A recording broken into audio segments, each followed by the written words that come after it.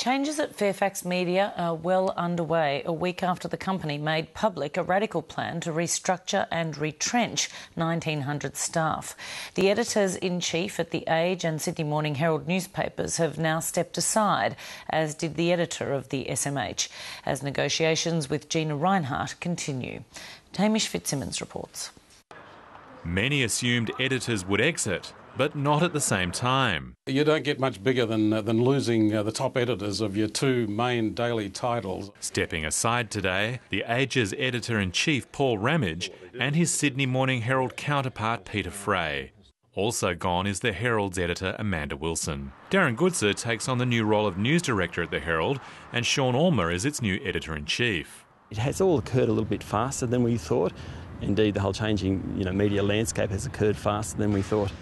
The change of editors is being interpreted by some as Fairfax sending a message that it's no longer a print company, but demonstrably remaking itself as a digital entity. This is the day we mark the big digital shift.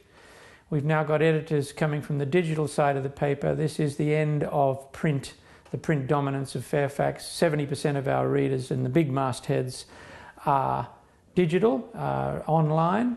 One of the people who'll be responsible for the transformation says more changes will be announced this Wednesday. Since 1831, the Herald has been run as a newspaper, and the world's different. We're a digital audience, we're a digital-focused organisation now, and people want to read us online, or they want to read us via tablet, or increasingly via smartphone. So we have to change the way we structure our day and what people do to reflect that.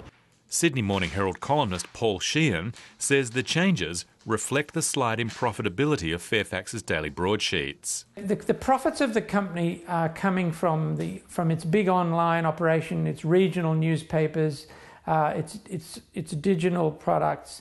We're getting profit from a variety of different sources, but it's the big two mastheads that have got a very heavy staff, very expensive staff. Negotiations between Fairfax management and its major shareholder are believed to be ongoing about Gina Rinehart's apparent desire to have 3 board seats. A major sticking point is said to be Mrs Rinehart's reluctance to sign Fairfax's Charter of Independence, which gives editors full control over what goes in the papers. There are fresh calls for more regulation on media ownership.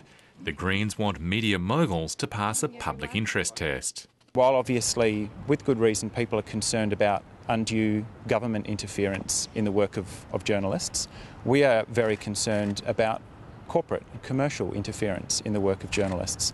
The Greens say the legislation is urgent because of the distinct possibility of a Fairfax run by Mrs Rinehart, who currently owns just under 19% of the company. Gina's triggered this debate in the sense she's brought it forward and demonstrated, I think, to the whole country the urgency of these sorts of reforms. Viewers are advised to stay tuned for more media shake-ups during the week.